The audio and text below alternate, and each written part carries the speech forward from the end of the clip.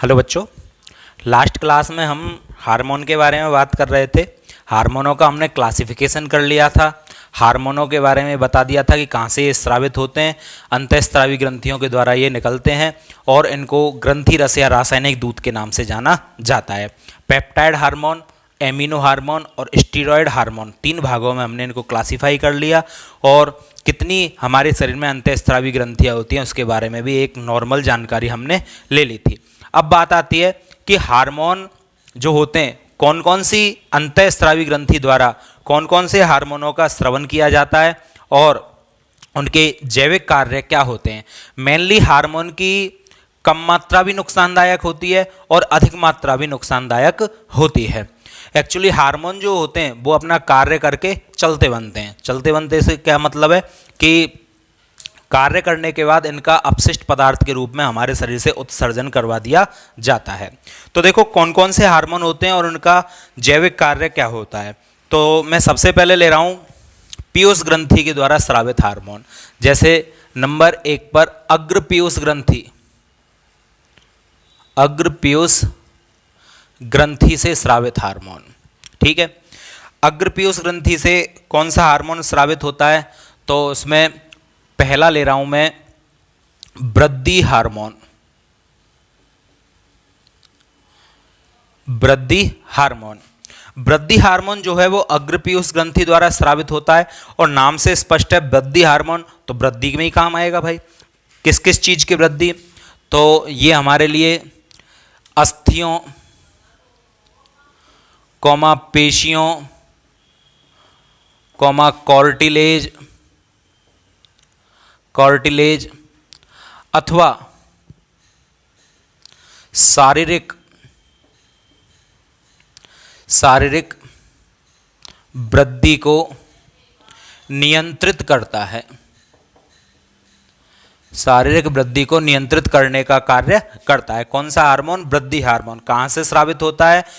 अग्र पीयूष ग्रंथि के द्वारा स्रावित होता है। अच्छा, अग्र को हटा दें तो पीयूष ग्रंथि द्वारा स्रावित होता है और पीयूष ग्रंथि के कौन से भाग द्वारा स्रावित होता है? अग्र भाग द्वारा। नंबर 2 पर आ जाता है अग्र पीयूष ग्रंथि से ही स्रावित होने वाला दूसरा हार्मोन है हमारा, मैं बिल्कुल साइड में लिख देता हूं क्योंकि डिटेल काफी है इनमें। दूसरा होता है आपका adrenocorticotropic hormone. Adrenocorticotropic hormone, short में इसे ACTH भी बोल देते हैं, एडिनोकॉर्टिकोट्रॉपिक हार्मोन, ACTH भी इसको बोल दिया जाता है। ठीक है, अब ये जो हार्मोन है एडिनोकॉर्टिकोट्रॉपिक हार्मोन, इसका काम क्या होता है? तो इसका बहुत इंटरेस्टिंग काम है हमारे शरीर में भावनात्मक जो क्रियाएं होती हैं हमारे शरीर में या शारीरिक बल प्रतिबल जो होता है, भावनात्मक क्रिया अथवा शारीरिक प्रतिबल को उद्दीप्त करता है या नियंत्रित करता है। कैसे? अच्छा, अब आप देखोगे भावनात्मक क्रिया, जैसे अब ज़्यादा डिटेल में बायोलॉजी में तो हम जा नहीं रहे, मैं तो एक सरफेस समझने के पर्पज से एक नॉर्मल एग्जांपल आपको बता रहा हूँ। जैसे कोई मूवी चल रही है, उस मूवी में किसी हीरो के साथ कुछ अनहोनी घटना घट जाती है, उसकी माँ मर जाती है, कुछ मर जाती है, तो हीरो तो रोता है, उससे पहले हम रोने लग जाते हैं। हमारी आंखों में गंगा जमुना सरस्वती तीनों ही बहने लग जाती हैं। ठीक है, देखा होगा आपने काफ़ी अच्छी तरह से। तो ये भावनात्मक क्रिया ही तो है, हम अपनी भावनाओं पर कंट्रोल नहीं कर पाते और दूसरे के दुख को देखकर हम बहुत ज़्यादा दुखी हो जाते हैं। ठीक है, तो उन्हीं भावनात्मक क्रियाओं पर क्या करता है? कंट्रोल करने का काम करता है एडिनोकॉर्टिकोट्रॉपिक हार्मोन, इसको बोला जाता है। ठीक है, और कहां से स्रावित होता है? अग्र पीयूष ग्रंथि के द्वारा इस हार्मोन का स्रवण किया जाता है। तीसरा हार्मोन जो कि अग्र पीयूष ग्रंथि के द्वारा स्रावित होता है, थायरोट्रॉपिक हार्मोन।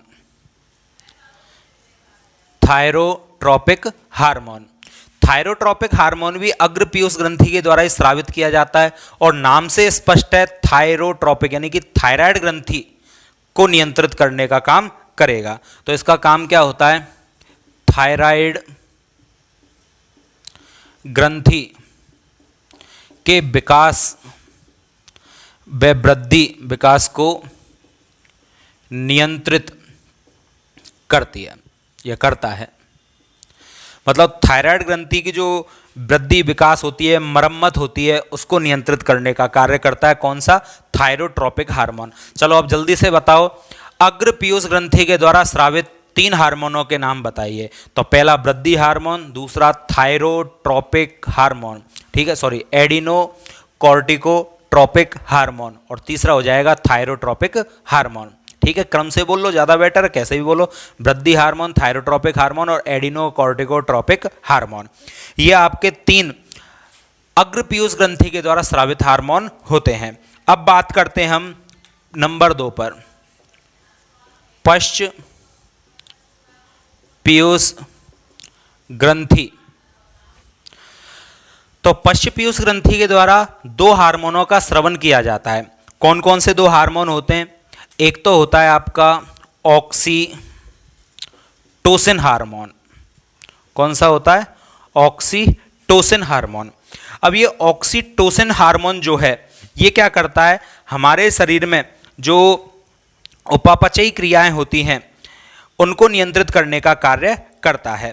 ठीक है, या फिर इसके अलावा इसका मेन जो कार्य होता है, प्रसव के समय जो गर्भाशय होता है उसको भी संकुचित करने का ये कार्य करता है, ऑक्सीटोसिन हार्मोन। तो देखो इसका वर्क क्या है? इसका वर्क हो जाता है आपका प्रसव के समय गर्भाशय को संकुचित करना। ठीक है, ये इसका इंपॉर्टेंट क्या होता है? फंक्शन होता है।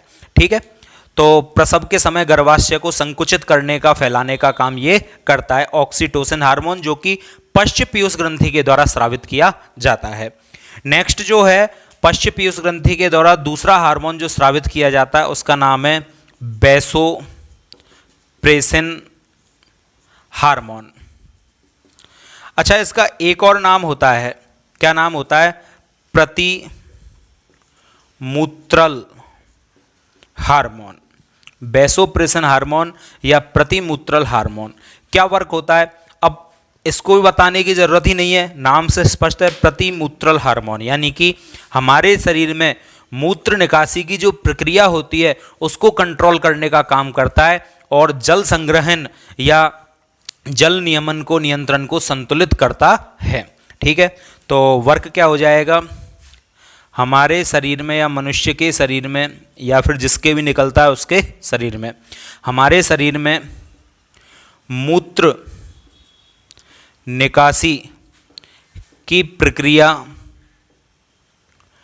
को कंट्रोल करता है या नियंत्रित करता है। ठीक है, यानी कि कुल मिलाकर कहने का मतलब है जल संतुलन को बनाए रखता है कि शरीर में वाटर की कमी तो नहीं हो जाएगी। ठीक है, डिहाइड्रेशन होने से बचाता है बॉडी को। तो ये टोटल 5 हार्मोन जो हैं आपके वो पीयूष ग्रंथि के द्वारा स्रावित होते हैं। अब यहां से 3 क्वेश्चन बन सकते हैं। पीयूष ग्रंथि के द्वारा स्रावित हार्मोनों के नाम लिखिए। तो पीयूष ग्रंथि के द्वारा 5 हार्मोन स्रावित किए जाते हैं: वृद्धि hormone, adrenocorticotropic hormone, thyrotropic hormone, oxytocin hormone, vasopressin या प्रतिमूत्रल हार्मोन। अब क्वेश्चन नंबर 2, अग्र पीयूष ग्रंथि के द्वारा स्रावित हार्मोन के नाम बताइए। तो अग्र पीयूष ग्रंथि के द्वारा आपके वृद्धि हार्मोन, एडिनोकॉर्टिकोट्रोपिक हार्मोन और थायरोट्रोपिक हार्मोन।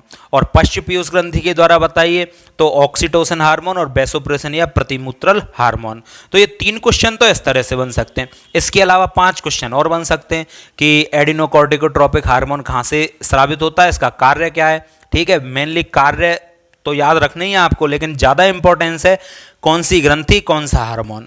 कार्य भी आने चाहिए वैसे तो। ठीक है, तो 5 हार्मोन आपके हो चुके हैं। एक बार और लर्न करोगे, मेरे साथ रिपीट करोगे। पीयूष ग्रंथि के द्वारा स्रावित हार्मोन है सबसे पहले अग्र पीयूष ग्रंथि के द्वारा वृद्धि हार्मोन, एडिनोकॉर्टिकोट्रोपिक हार्मोन और थायरोट्रोपिक हार्मोन।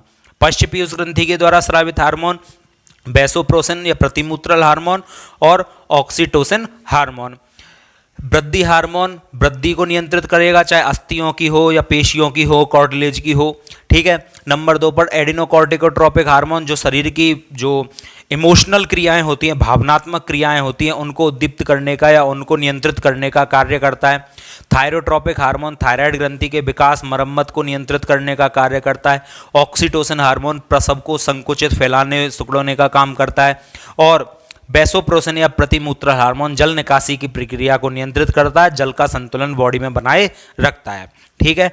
आप स्क्रीनशॉट लेकर इनको उतार लोगे। मैं अब इरेज कर रहा हूं क्योंकि मुझे और भी हार्मोन यहां पर लिखने हैं। ठीक है। चलो नेक्स्ट हम देखते हैं इसके बाद।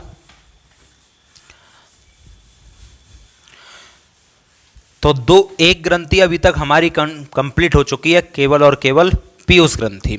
पीयूष ग्रंथि के द्वारा हमने यहां पर 5 हार्मोन पढ़ लिए हैं। अब नेक्स्ट बात आती है अगली आपकी थायराइड ग्रंथि। थायराइड ग्रंथि। अब आपको पता है थायराइड ग्रंथि के द्वारा कौन सा हार्मोन स्रावित किया जाता है, तो इसके द्वारा थायरोक्सिन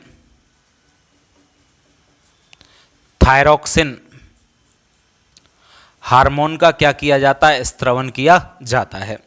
और थायरोक्सिन हार्मोन क्या काम करता है हमारी बॉडी में, तो थायरोक्सिन हार्मोन उपापचयी क्रियाओं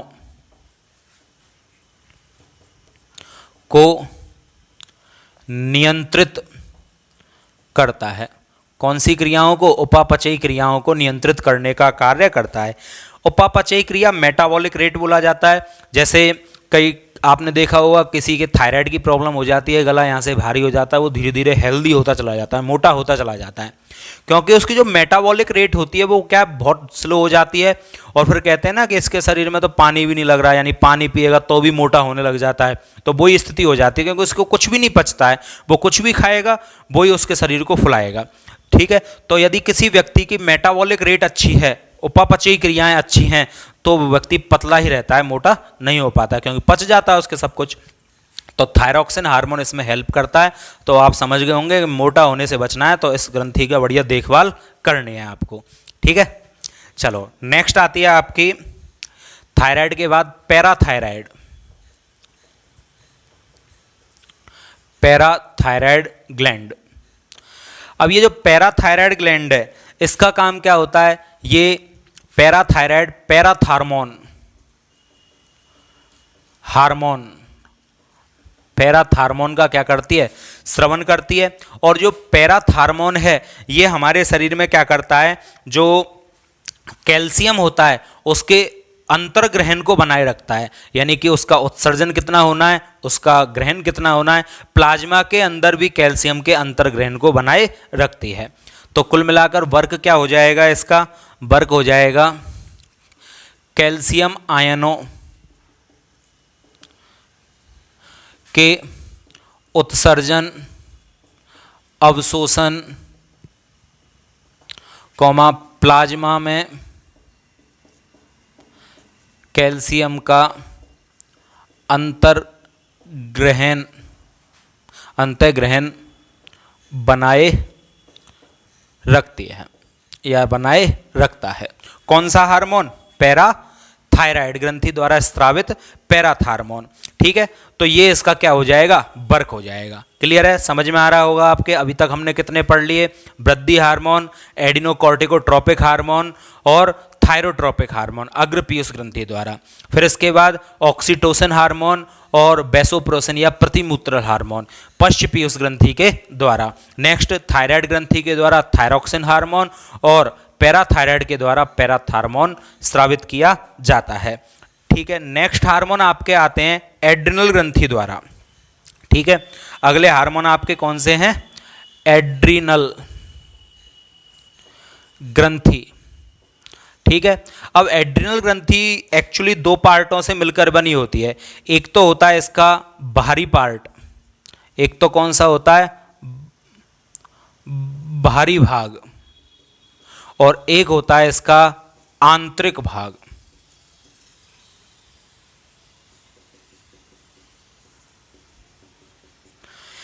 एक तो होता है बाहरी भाग और एक होता है आंतरिक भाग। जो भारी भाग होता है, इस भारी भाग का नाम होता है एड्रिनल कॉर्टेक्स, एड्रिनल कॉर्टेक्स। और जो आंतरिक भाग होता है इसका नाम होता है एड्रिनल मेडुला, एड्रिनल मेडुला। अब एड्रिनल कॉर्टेक्स के द्वारा 2 हार्मोनों का स्रवण किया जाता है और एड्रिनल मेडुला द्वारा 1 हार्मोन का स्रवण किया जाता है। ठीक है, तो जो भारी भाग है एड्रिनल कॉर्टेक्स, इसके द्वारा 2 हार्मोनों का स्रवण किया जाता है। कौन कौन से 2 हार्मोन होते हैं? एक तो होता है एल्डोस्टेरॉन और एक होता है कॉर्टिकोस्टेरॉन। ये एड्रिनल ग्रंथि के जो आंतरिक भाग है एड्रिनल कॉर्टेक्स, इसके द्वारा स्रावित किया जाता है। ठीक है, और काम क्या होता है? तो एड्रिनल ग्रंथि में वृक्क जो होते हैं, उन वृक्कों में जो आयन हैं उनके अंतर्ग्रहण को बनाए हुए रखने का काम करते हैं। या आयन कौन से? क्लोराइड आयन, सोडियम आयन, उनके अंतर्ग्रहण को नियंत्रित करने का काम करते हैं। तो इसमें हम पहला लेते हैं, एड्रिनल कॉर्टेक्स में जो पहला हार्मोन आ जाता है एल्डोस्टेरॉन हार्मोन, और दूसरा जो होता है वो होता है कॉर्टिकोस्टेरॉन हार्मोन। तो 2 हार्मोन है, एल्डोस्टेरॉन और कॉर्टिकोस्टेरॉन। और जो आंतरिक भाग है इसके द्वारा 1 हार्मोन स्रावित किया जाता है, और वो हार्मोन कौन सा होता है आपका? एड्रेनेलिन हार्मोन, एड्रेनालिन हार्मोन, जो आपने अभी थोड़ी देर पहले ही पढ़ लिया था। ठीक है, तो एल्डोस्टेरॉन हार्मोन, इसका कार्य क्या होता है? ये वृक्कों में सोडियम आयन कैल्शियम आयन के अंतःग्रहण को नियंत्रित करता है। ठीक है, और जो कॉर्टिकोस्टेरॉन हार्मोन होता है इसका काम क्या होता है? कार्बोहाइड्रेट वसा प्रोटीन इत्यादि की उपापचयी क्रियाओं को नियंत्रित करता है, या इत्यादि के प्रोटीन के उपापचय यानी मेटाबॉलिज्म को नियंत्रित करता है या उद्दीप्त करता है, बढ़ाता है। ठीक है, या प्रभावित करता है, ये शब्द है। जैसे नियंत्रण की जगह आप सब में ये लिख सकते हो कि ये उपापचयी क्रियाओं को प्रभावित करता है, या सोडियम क्लोराइड आयनों के नियंत्रण को प्रभावित करता है, अंतर्ग्रहण को प्रभावित करता है, ये भी आप लिख सकते हो। और एड्रेनलिन हार्मोन जो होता है इसको तो आप जानते हो क्या बोला जाता है? इसको बोला जाता है मुकाबला अथवा पलायन का हार्मोन। ठीक है, ये क्या करता है? रक्तचाप, हृदय की गति को प्रभावित करता है या नियंत्रित करता है। ठीक है, तो अब क्वेश्चन आ जाए, एड्रिनल ग्रंथि के द्वारा स्रावित हार्मोनों के नाम लिखो। तो एड्रिनल ग्रंथि के द्वारा 3 हार्मोन स्रावित किए जाते हैं। पहला हार्मोन आपका हो जाता है कौन सा? एल्डोस्टेरॉन, नंबर 2 पर कॉर्टिकोस्टेरॉन और नंबर 3 पर एड्रेनालिन हार्मोन। एल्डोस्टेरॉन और कॉर्टिकोस्टेरॉन एड्रिनल ग्रंथि के बाहरी भाग एड्रिनल कॉर्टेक्स के द्वारा स्रावित किए जाते हैं, जबकि जो एड्रेनालिन हार्मोन है ये एड्रिनल ग्रंथि के आंतरिक भाग एड्रिनल मेडुला के द्वारा स्रावित किए जाते हैं। ठीक है, तो आंतरिक भाग एड्रिनल मेडुला होता है और बाहरी भाग एड्रिनल कॉर्टेक्स होता है। ठीक है, एड्रेनालिन हार्मोन है, इसको मुकाबला हार्मोन कहते हैं। जैसे किसी के साथ लड़ाई हो जाए तो हो सकता है ये हार्मोन स्रावित हो जाए और आपको लड़ने के लिए प्रेरणा दे और आप में शक्ति आ जाए, और हो सकता है कि आपके पीछे कुत्ता पीछे पड़ ले, बंदर पीछे पड़ ले और आप वहाँ से 9-2-11 होते बने। ठीक है, तो इस सिचुएशन में आपको भागने की शक्ति दे रहा है, तो वो कौन सा हार्मोन दे रहा है? Adrenaline hormone. और हो सकता है आपके हाथ में कोई पत्थर आ जाए, डंडा आ जाए और आप कुत्ते के पीछे पड़ लो तो उसके निकल रहा है और आप में शक्ति आ गई। ठीक है, तो दोनों ही स्थितियों में ये हार्मोनों का क्या होता है, रिलीज होता है। तो ये एड्रेनलिन हार्मोन आपका, ठीक है। टोटल अभी तक हमने कितने पढ़ लिए, 5 तो हो गए हमारे पीयूष ग्रंथि के द्वारा, 2 थायराइड पैराथायराइड के द्वारा और 3 इसके द्वारा। तो टोटल आपके 10 हार्मोन हो चुके हैं। एक बार रिपीट करो, आप मेरे साथ ही बोलोगे। पीयूष ग्रंथि के द्वारा वृद्धि hormone, adrenocorticotropic hormone, thyrotropic hormone. पश्च पीयूष ग्रंथि के द्वारा ऑक्सीटोसिन हार्मोन, वैसोप्रेसिन या प्रतिमूत्रल हार्मोन, ठीक है। थायराइड ग्रंथि के द्वारा थायरोक्सिन हार्मोन, पैराथायराइड के द्वारा पैराथार्मोन, ठीक है। नेक्स्ट बात, एड्रिनल ग्रंथि के द्वारा 3 हार्मोन है, एल्डोस्टेरोन, कॉर्टिकोस्टेरोन और एड्रिनलिन हार्मोन, ठीक है। तो ये आपके टोटल 10 हार्मोन हो चुके हैं। अब नेक्स्ट हम बात करते हैं, अगली ग्रंथि आ जाती है आपकी अंडाशय ग्रंथि के द्वारा स्रावित हार्मोन, ठीक है। स्क्रीनशॉट लेकर आप उतार लिया करो।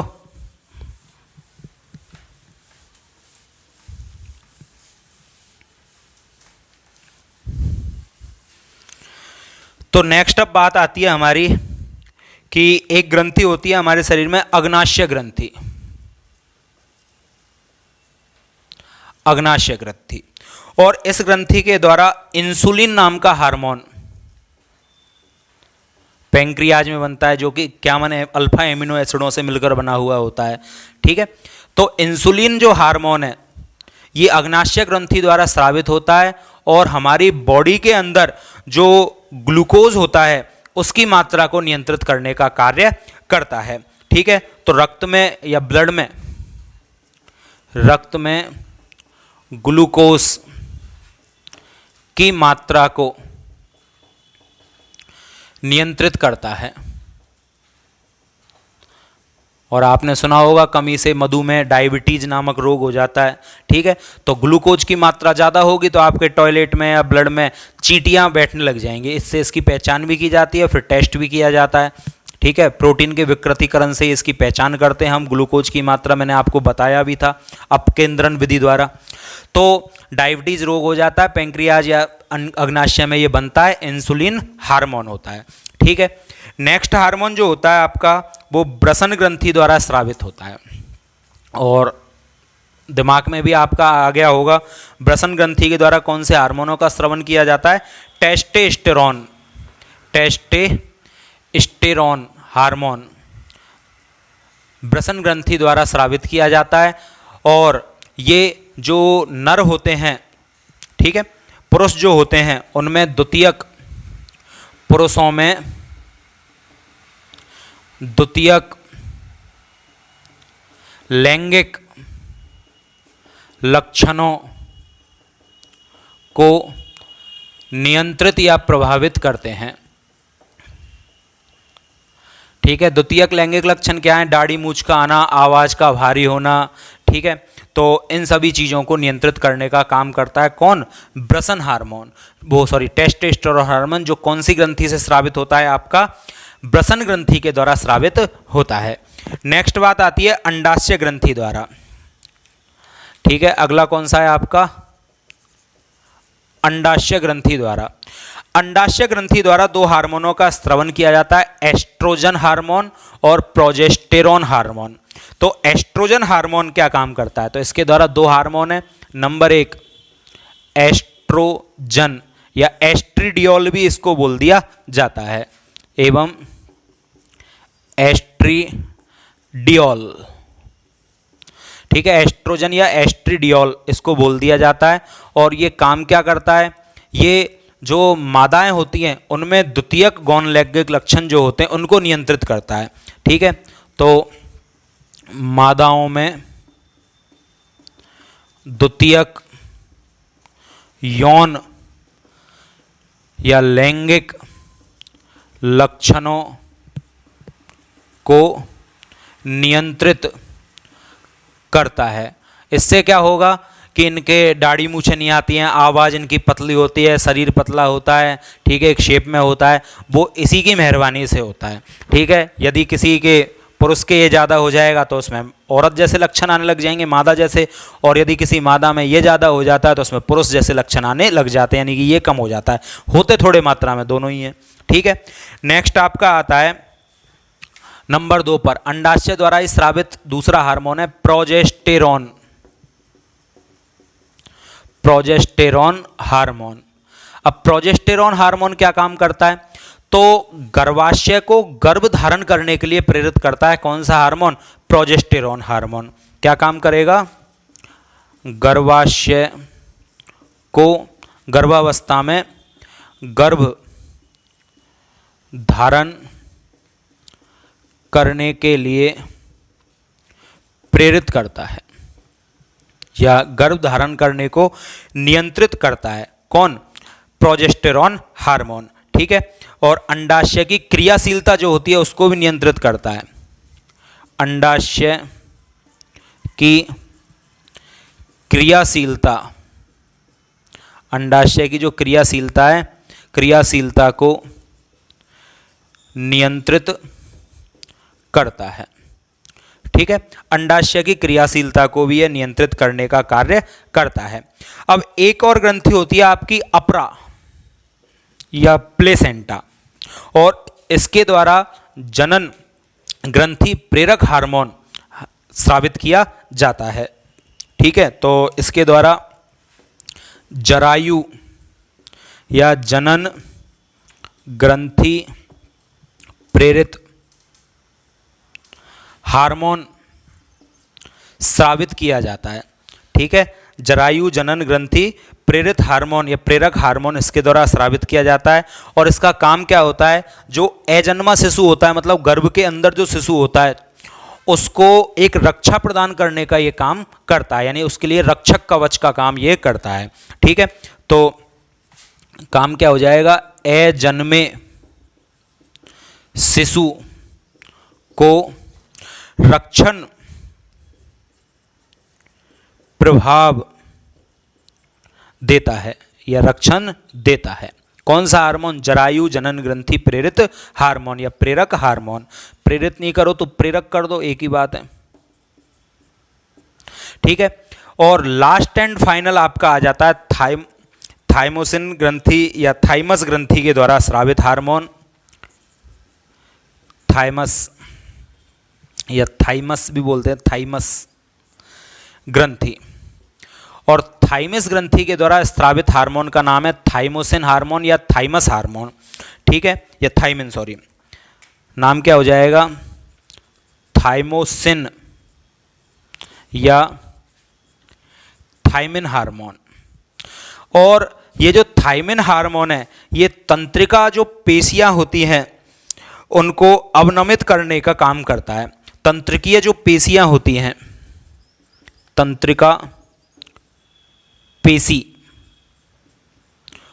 को अवनमित करता है। तो ये टोटल आपके क्या हो गए? हार्मोन हो गए। अब कितने हार्मोन हमने टोटल पढ़ लिए तो आप काउंट करते चलोगे। मैं इनको एक बार और रिपीट कर रहा हूं। ठीक है। स्क्रीनशॉट लेकर आप इनको उतार लोगे। मैं हट जाता हूं यहां से। चलो, तो देखोगे सबसे पहले हमने अग्रपीयूष ग्रंथि के 3 हार्मोन पढ़े थे। वृद्धि हार्मोन, एडिनोकॉर्टिकोट्रोपिक हार्मोन और थायरोट्रोपिक हार्मोन। पश्चपीयूष ग्रंथि के 2 हार्मोन हमने पढ़े थे, ऑक्सीटोसिन हार्मोन और वैसोप्रेसिन या प्रतिमूत्रल हार्मोन। फिर इसके बाद हमने थायराइड ग्रंथि के द्वारा थायरॉक्सिन हार्मोन और पैराथायराइड के द्वारा पैराथार्मोन हमने पढ़ लिया था। इसके बाद हमने एड्रिनल ग्रंथि के 3 hormone, aldosterone hormone, corticosterone hormone और एड्रिनलिन हार्मोन पढ़ लिया। इसके बाद हम आ गए थे अग्नाशय ग्रंथि द्वारा आपका इंसुलिन हार्मोन स्रावित किया जाता है।